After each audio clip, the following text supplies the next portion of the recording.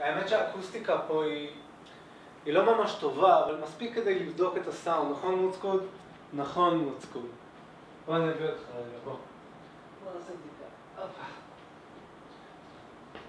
בדיקת חתול סאונד. בדיקת חתול אחד. תעשה איזה קול מוץ. מוץ. אתה רוצה לרדת נכון? זהו, בדיקה נעשתה. האקוסטיקה פה לא להיט, אני מראש אומר. אז יש פה סאונד מוזר! עכשיו אני אכנס לחדר שינה. חדר שינה, בדיקה. מוץ! מוץ, אתה תשלם על זה מוץ קוד!